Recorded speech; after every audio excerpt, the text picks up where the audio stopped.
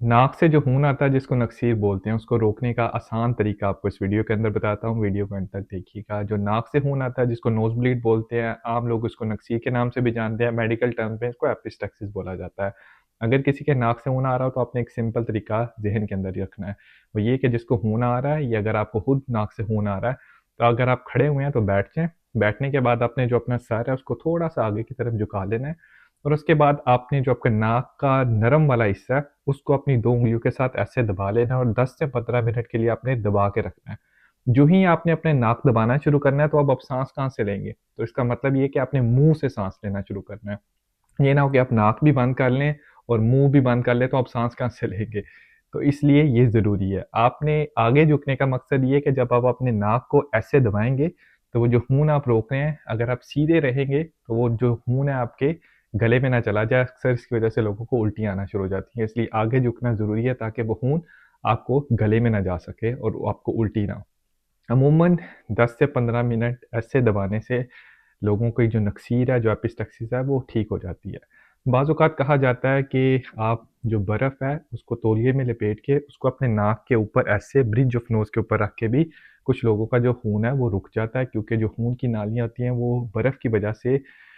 ठंडे एनवायरनमेंट की वजह से जो है वो कंस्ट्रिक्ट कर जाती हैं और लोगों की नक्सीर रुक जाती है, लेकिन ये इतना इफ़ेक्टिव तरीका नहीं है जो कि मैंने आपको पहले बताया। अगर आप ये दोनों तरीके आज़मा चुके हैं और 10 से 15 मिनट हो गए हैं और आपके नाक से खून आना बंद नहीं हुआ या जो खून की मिक़दार है बहुत ज़्यादा हो गई है या आपको इसके साथ-साथ चक्कर आना शुरू हो गया है, साँस लेने में दुश्वारी होना शुरू हो गई है या उल्टियाँ होना शुरू हो गई हैं, तो फ़ौरन अपने करीबी अस्पताल की इमरजेंसी में जाना ज़रूरी है। वहाँ डॉक्टर आपका मुआयना करेगा और बाज़ औक़ात इसके लिए जो नाक के अंदर ड्रेसिंग की जाती है, नेज़ल पैकिंग की जाती है जिससे खून को रोका जाता है।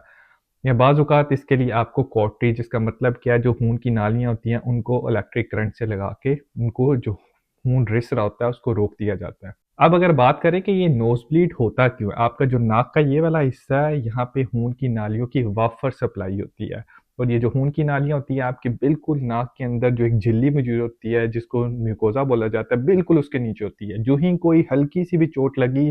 या किसी ने नाक के अंदर उँगली डाली, नोज़ पिकिंग शुरू की या मुँह धोते हुए आपने अपना जो नाक को सुनकना शुरू किया जिसको ब्लोइंग ऑफ नोज़ बोलते हैं या फ़र्ज़ करें मौसम जो है बहुत ज़्यादा ड्राई है और ड्राइनेस की वज़ह से भी लोगों को इन सारी चीज़ों की वज़ह से लोगों के नाक से खून आना शुरू हो सकता है। वो लोग जिनको ब्लड प्रेशर हाई रहता है, कोई खून पतला करने वाली दवाई के ऊपर होते हैं या बहुत कम लोगों के अंदर जिनको कोई ब्लीडिंग डिसऑर्डर हो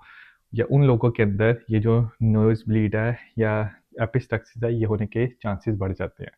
अब सबसे अहम चीज़ आपने क्या याद रखनी है, अगर आपका नाक से खून आना एक दफ़ा बंद हो गया है, तो अगले 24 घंटों के अंदर आपने कोशिश करनी है कि आपने अपने नाक को ब्लो नहीं करना, नाक के अंदर उँगलियाँ नहीं डालनी, नोज़ पिकिंग नहीं करनी है आपने, कोई हैवी वज़न नहीं आपने उठाना और कोशिश करनी है कि बहुत ज़्यादा गर्म जो ड्रिंक्स होती हैं, चाय या कॉफ़ी, उसको पहले 24 घंटों के अंदर अवॉइड करें। अब अगर आपको ये जो नोज़ ब्लीड हैं, बार-बार आना शुरू हो गई हैं, बच्चे हों जिनकी उम्र 2 साल से कम है या किसी को और इसके साथ अलामात आ रही हैं, तो ज़रूर अपने करीबी डॉक्टर से रुजू करना चाहिए। अमूमन बच्चों के अंदर नोज़ ब्लीड्स काफ़ी कॉमन होते हैं, लेकिन डॉक्टर से मशवरा कर लेना चाहिए कि क्या इसकी कोई और वजह तो नहीं है। उम्मीद है इस वीडियो से आपको नोज़ ब्लीड या जो एपिस्टैक्सिस बोलते हैं, उसके बारे में ज़रूरी इन्फॉर्मेशन मिली होगी। अगर आपको वीडियो अच्छी लगे तो ज़रूर दूसरे लोगों के साथ शेयर कीजिए और मेरे चैनल को फ़ॉलो कर लीजिए ताकि आपको ऐसी इन्फॉर्मेटिव एजुकेशनल वीडियोज़ मिलती रहें।